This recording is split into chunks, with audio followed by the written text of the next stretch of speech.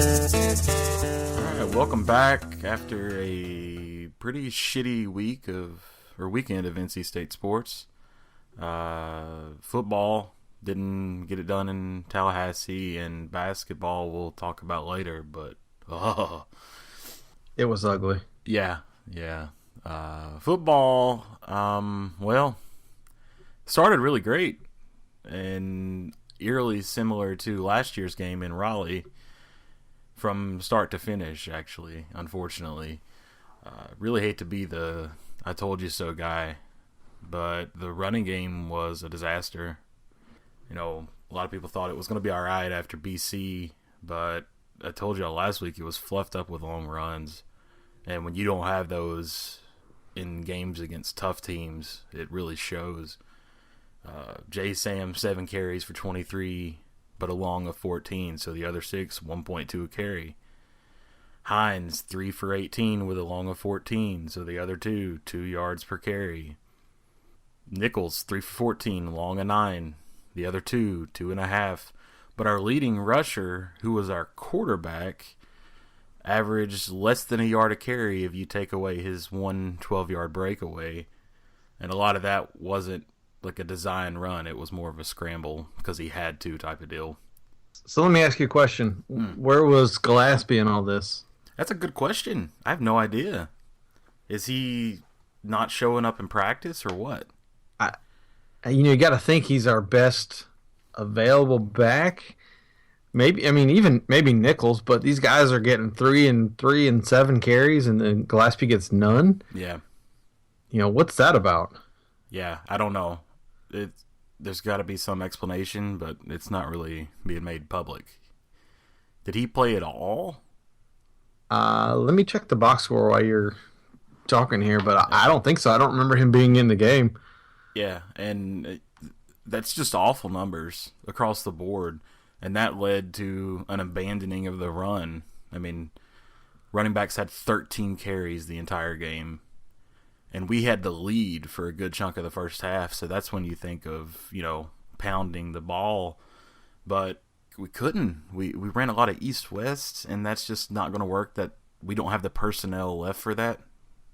Hines has some speed and can break away, but FSU's line gets such a push that you got to look for north-south some, and I don't understand why that was never really a thing. Yeah, I'm not sure I don't even know what to take away from the game. I feel like we lost.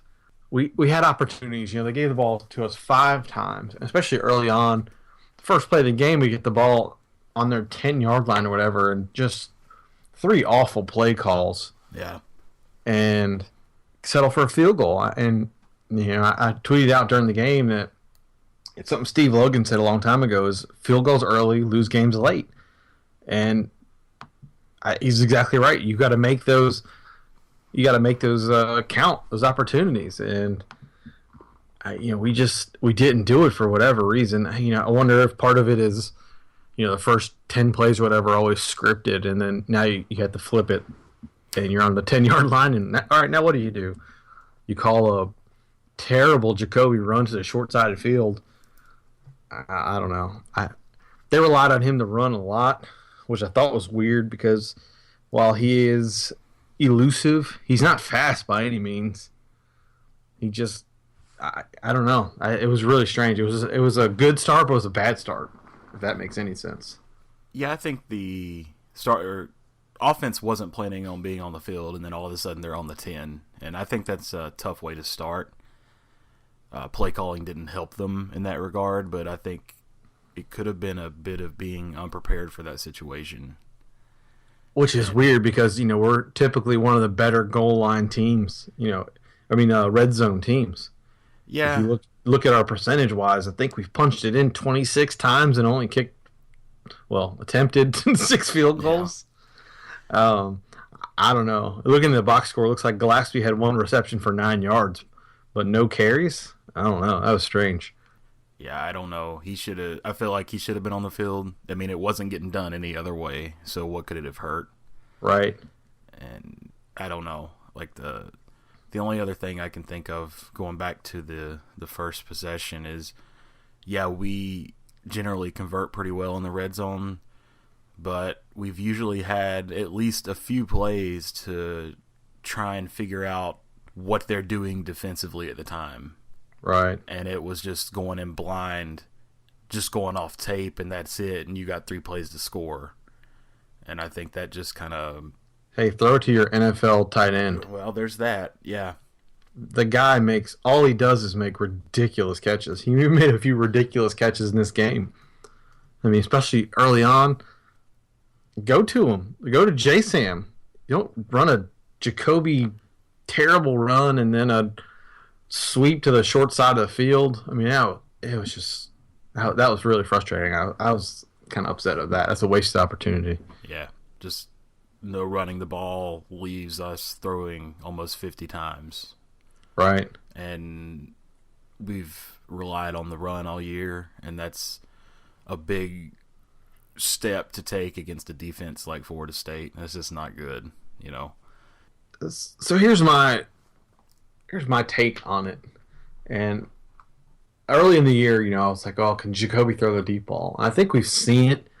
I really liked, this is going to be weird, the camera work in this game, because I know if State fans were watching, they'll notice that several times they panned out and you could see, hey, everybody's covered. There's nobody open.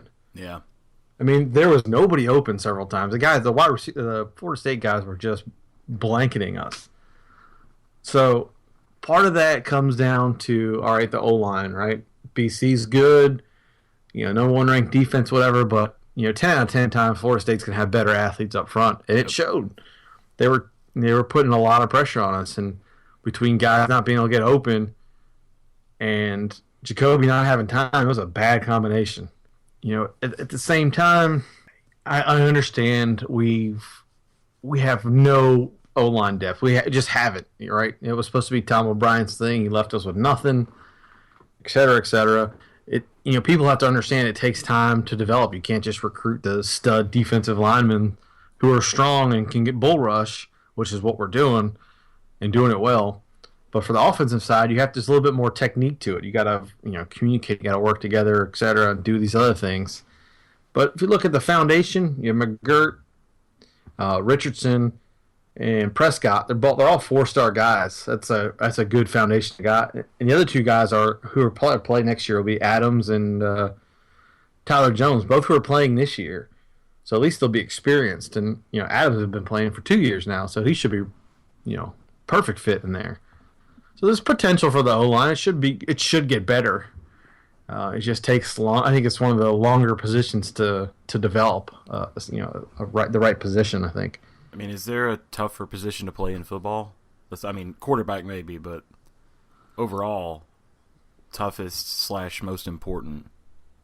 It's got to be the O-line. Yeah, and we're seeing that. People are concerned. We lost our 2 tackles last year. And you kind of see it now that it's okay and it's serviceable. They're relying on Joe Tooney a lot. Everything's to the left, which is, I understand why they're running short-sided because he's over there. But at the same time, it's just not a line that's going to support Jacoby in the way he needs to, especially when guys aren't getting open out off the box. Yeah.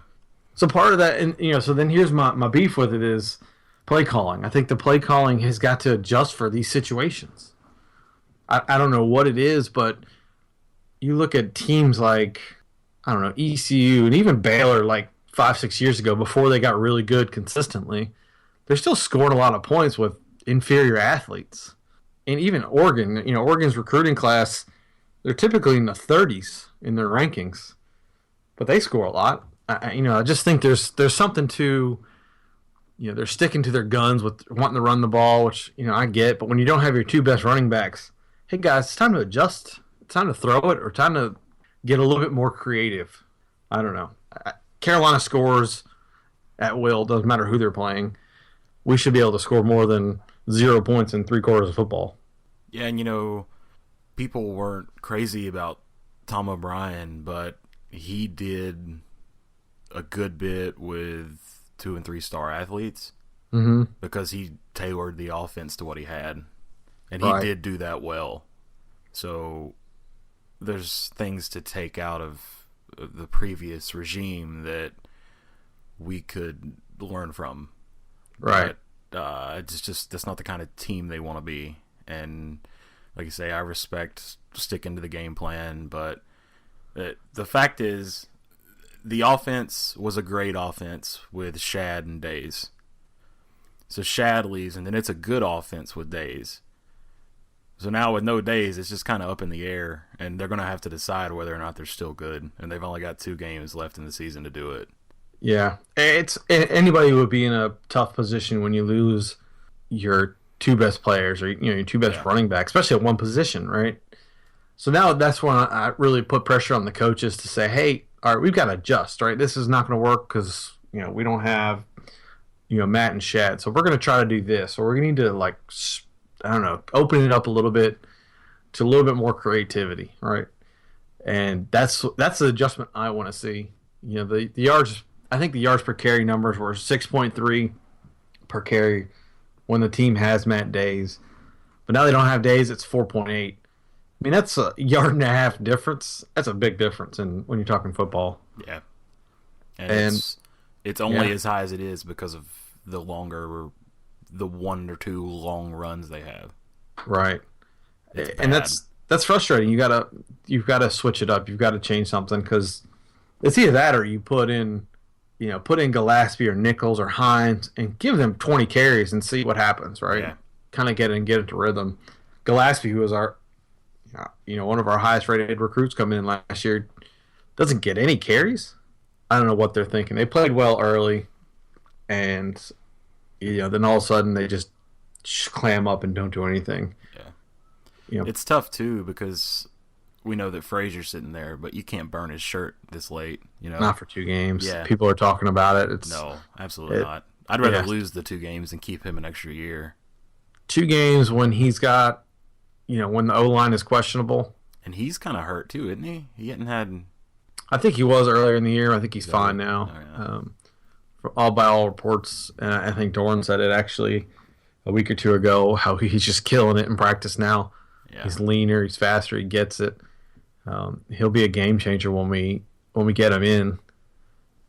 Next year, I think it's going to be 2017 is going to be his year too. That's going to be the year it's going to be the difference maker for Dorn. Yeah.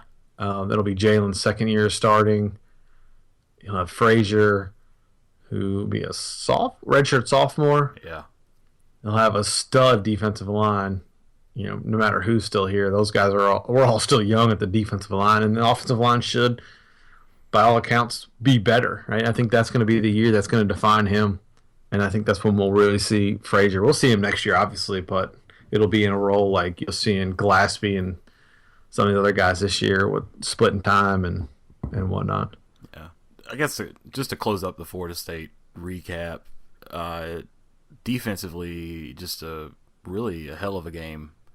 Turnovers, shut down Golson. McGuire was bad, but yeah. So that's the frustrating part. I see why State fans get frustrated because the defense played well enough to win, and they have this year and in other games as well. Right? We've showed the ability to play with these teams, but not for 4 quarters. Right? Defense played.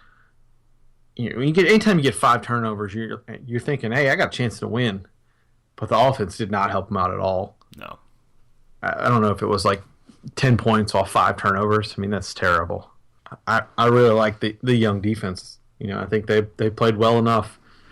They kept Dalvin Cook under 150, which is what I said earlier or last week.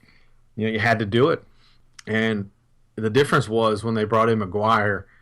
McGuire did a much better job handling our blitzes, and we had to pull back and we couldn't blitz. So we didn't get the pressure on him. It took us forever to figure that out, though. It did. It really did. Way too long. We kept Right. blitzing, and then they had 5 and 6 yard completions all day because we would not stop pressing them. And I'm sitting watching it, saying, "Please, you've got to stop blitzing." And Right. once they did, it slowed them down a little bit, but they were still too much. Yeah. I thought the same thing. It took us too long to realize that. You try it a few times, doesn't work. All right, hey, McGuire's getting the ball out quickly, he's throwing really, really good balls. It's time to adjust. Right. Yeah. And again, that comes back to the coaching. It's not. I don't think they put the players in the right positions to succeed. Right. Maybe the game plan's good early, but you got to adjust during the game because we don't have the athletes Florida State does. It's just the fact of the matter. Same thing with Clemson. You have to adjust. The coaching has got to make up for these things. Right. And we're not there yet. The one thing, the positive I will say is that the gap is closing, right? We're talking about how there's progress being made. We're getting better players. And you can see it on the field, right? We're up 17-3 or whatever the number was on Florida State. We played tough with Clemson. These are games that historically, if you look at the progress from Doran's first year, even before that, we're getting smoked in those games. Yeah. Now we're more competitive, but we don't have the depth or the horses that they do yet. But that's where we're getting to. So there's, I understand that, and that's what I take away from it, right? I don't feel bad going down to Florida State. Everybody expected us to lose that game early in the year. If you saw that on the schedule, there's no way you say, hey, we're going to go to Tallahassee and win. It just doesn't happen that often. Yeah. But the frustrating part is we see the potential because it's there in flashes. But I think that's what you get from a young, not deep team. I think that's part of the problem. I think we get Florida State next year. I feel like we should. I absolutely do. I do want to see Jalen McClendon some more. He needs to get some reps at some point. Yeah. I don't know what that's about. But you can't put him in that game, No, not that game. I'm still harping on the last game. Yeah, that and really the out of conference games. I think he should have seen some time. Yeah, give him the fourth quarter, something. So, whatever. Anyway, going to Q's, not really a lot. They're not a good team. Yeah, it's weird. They've only played well against the better teams. They've played well against Clemson, LSU, and FSU, but they've had a ton of injuries. And you hate to have the injury excuse, but poor Terrell Hunt, man, the guy back-to-back years breaking his leg and ACLs and whatever else is wrong with him. Now they're on a walk-on junior college quarterback who's actually playing pretty well, but they're on a 6-game losing streak. And they give up a lot of points. They give up 30 to Central Michigan, 44 to UVA, 45 to South Florida, and 41 to Louisville. That's a lot of points. If Virginia scores 44, we should get like 70, right? You would think. So, Cuse is not good, but you can argue the same thing for us. I don't know where we are right now. There's no telling what the offense is going to give you. I think we should be able to score on them. I'm not confident in saying for sure. I think it'll look a bit like the BC game. They'll score more than BC, but I think we'll score more than we did against BC too. But the same type of game, just a sloppy, nasty, not fun to watch game. At least the weather should be nice. Yeah, 50 and sunny. Screw those 12:30 games though. Oh, right. I think this is kind of shows you how, again, the progression. We're not in the bottom bunch. We're not there with Wake and BC and Syracuse, and I don't even know who's in the bottom of the other side. But everybody except Carolina and Pitt. Right. That's true. And they're only at the top because they get to play the other teams in the division. Right. But we're not on the same, we're not in the upper level yet. We're not in the upper half, but we're right in that in between. And I think this, we're going the right direction. So we're going to be in that upper half sooner rather than later. So I think this is a game where it should turn out like the BC game. We should come out and score early and often, and just, we should win. But my confidence level is fairly shot right now. Yeah. I'm pretty confident. I think we get a win. I don't think it's that close, but we'll see. I could be wrong. The part that's annoying is that there's going to be a lot of Syracuse fans there. There's always a lot of Syracuse fans. Yeah, and they're assholes, too. I mean, it was the first year we played them in Raleigh, and I was real close to walking back a couple rows and having a talk with somebody. And then a guy that they were with ended up getting thrown out of the game in the second half. And Cary's not far away, so they That's show right. up. But I think that's about it for football. So That's it. I don't want to talk about it anymore. All right, we'll take a break and come back and try and sadly talk about basketball. Womp womp.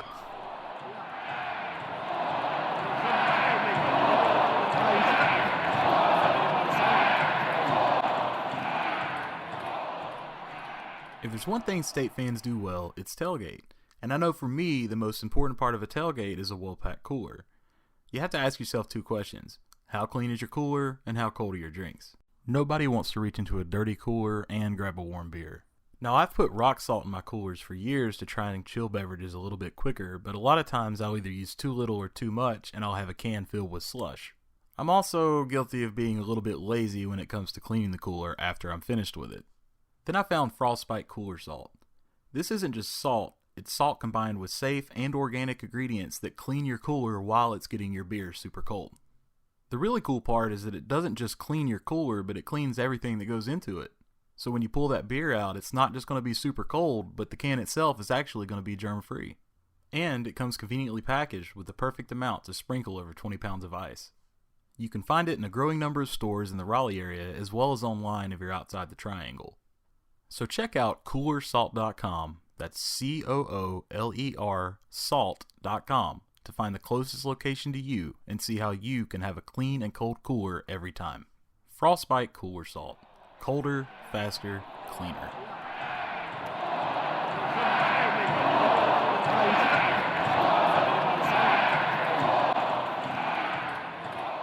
Alright, so William and Mary, opening game Friday night. Who? Kind of looked like a snuff film, really, didn't it? It's not much to say. It was a disaster. Jump shots weren't falling, and I'm not sure that this team has a true scorer to make up for that. Last year we had Lacey, who bailed us out of multiple games. He can make plays to cover up when the team was having a poor shooting night. And we thought we had the answer to that this year with Terry Henderson, but I don't want to be the one to talk about luck for NC State, but he was supposed to be our go-to scorer, and we have him for 7 minutes of the first game of the season, and now he's out 6 to 8 weeks. I mean, what kind of shit is that? How does it always happen to us? It's unbelievable. I don't even know. I can't even remember the last time we hadn't had something stupid like this happen. Yeah. And it's not like we had good fortunes in football. I was talking about losing our top 2 running backs. Right. And then this literally even halfway into the first half of the first game. You know what this comes back to? This is back to the Brandon Mitchell, Doran's first year. Yeah. He was, supposedly doing well in practice.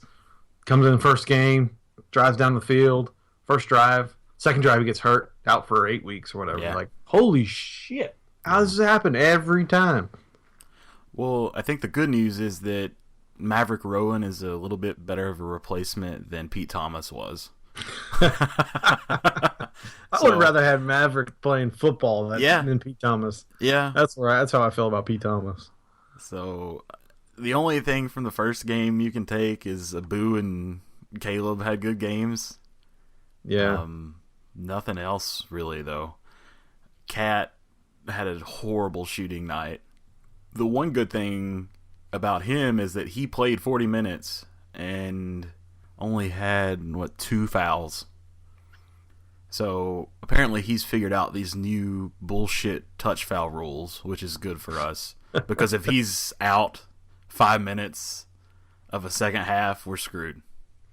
Especially now, I don't know who's going to bring the ball up. I mean, it's got to be Right. Caleb, right? I guess. I mean, Caleb, he looks big this year. Both of them look huge.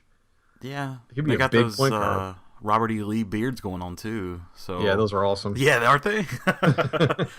But, yeah, I don't know what happens. If it's got to be him, and he's more prone to have some fouls. That game, he had 38 minutes, but he also only had 2 fouls, so that's good. Right. The game against South Alabama was a little different foul wise, but yeah, the best thing they can do is forget that game ever happened. Yeah, it happens. I'm watching that game. I'm at the bar and I have it up, and I'm just seeing us. All right, we're down 6. We're down 8. All right, it's all right. We always start slow. A bunch of young guys, whatever. Holy crap, we're down 18. Like, this is not good. Yeah, something like that happens, and you just got to move on. Right. And Sunday night, South Alabama, I think they did that. Yeah. It wasn't the best game. There's a lot to work on, but they actually seemed to somewhat execute a game plan, which is something they didn't do on Friday. Yeah, and I don't know. I'm still wondering where the scoring is going to come from. Right. I know at the end of the year, everybody was like, "Oh, Cat's shooting well, whatever," and they had high expectations for him. But he just doesn't look very aggressive when it comes to scoring. I think, and I don't, I saw at the end of the William and Mary game, especially when we're losing and they're just kind of there's a lot of standing around. There's no real motion. So it makes me think Cat's just he's got to go more, right? Gets the ball at the break and just go to the rack every time. Because that's when he's at his best. And he's the one that's going to he's got to create, but he's also got to create for himself. We don't have that Trevor Lacey who can create for himself anymore. I just don't know who's going to score. That's the weird thing, especially if jump shots aren't falling. Well, see, I don't that's know what's going to happen. the second half of last season. All his jump shots were falling. Yeah. So he's playing the same way, but it just hasn't clicked yet. Let's see. 3 for 11. 3 of 11, yeah. And the first game was what? Let's see. He shot 4 of 16. Yeah. So I will say that against South Alabama, he was awful 3 of 11, but he was 11 of 12 from the line. So until that jump shot is just clicking, he's got to drive to the basket. Because I agree. Every foul will get called now. Yep. So if he goes to the line 20 times in a game, hey, I'll take it. Every game would be Yeah, he's fantastic. a good free throw shooter. He's a very good free throw shooter. So Yeah, he's just got to go to the rack, because if he starts relying on his jumper, then we're screwed. Yeah. He's much better playing fast, trying to score, and then by him doing that, he's going to open it up for other guys who can shoot, who can hit those shots. Caleb, shooting really well this year. I think you have that noted. He was 7 for 10 the first game and 4 of 6 behind the line. Or that was Sunday. That was last night. Yeah. Those are those are good numbers, and his shot looks like it's going to go in. He's got the confidence. If Cat's going to the rack and he's kicking to Caleb, I feel pretty good about that. Yeah, absolutely. But yeah, overall, it just looks like a team that really hasn't quite figured it out offensively. Mm-hmm. And, that's kind of expected. That happens early in the season, but you still don't expect to lose a William and Mary game. Yeah, we've seen it happen before. I don't remember, it was like Central or some other crap where just don't play well. And it's weird to see both of our major sports with a lot of talent, but they're both pretty young. Yeah. And, I think the problem's going to come is that if Cat gets in foul trouble or, God forbid, rolls an ankle or something, we're going to be up the creek, man. You might see Corciani Jr. in there playing point. I mean, he scored last night. He did score last night. Yeah. There's time, but they're going to have to get better if they want to Yeah. go to 5 tournaments in a row. And the one reach for the stars thing that I can say is Carolina won the title in 2005. They lost the first game of the season to Santa Clara. That's right. So it's not over, but Yeah. they've got to get a lot better. And if they get a tournament berth this year, which I still think they will, that's got to be Gott's best coaching job yet. I think that's a no-brainer. If they make the tournament, it's going to be a hell of a job. Yeah. He's got to get these guys gelling to some point, especially without Henderson for 8 weeks. Yeah. I mean, I've rolled my ankle a lot of times, but I've never been out 6 to 8 weeks, so he must really be hurt. Yeah. And they miss him, but you just got to move on. There's no. Right. at least it wasn't the first week of conference play, I guess. Yeah. Nobody really knows what you have in him either because we haven't seen him. Yeah. The only thing we really know is that Gottfried said that Henderson scored 25 in the secret scrimmage against Richmond. So you're missing a big component there. Yeah. And, I mean, he was going to be the go-to, I think. Right.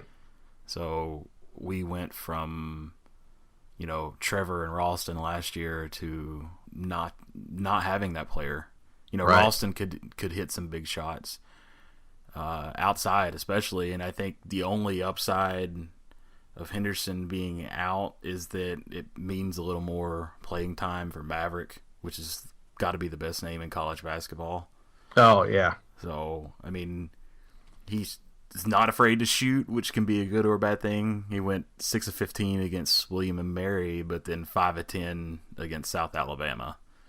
I think he's got the potential to be really good. Yeah. And I'm okay with him shooting because I think he can do it. He's going to be one of those guys that can make those shots. And we need guys to be more aggressive offensively. I think we're just a lot of standing around and nobody knows who's going to take over, right? Or nobody knows who's going to provide them with that offensive spark. And if it wants to be him, by all means, shoot away, man. Yeah. Yeah. And I don't want to say Scott Wood, but if his shot starts falling from outside, then Scott Wood.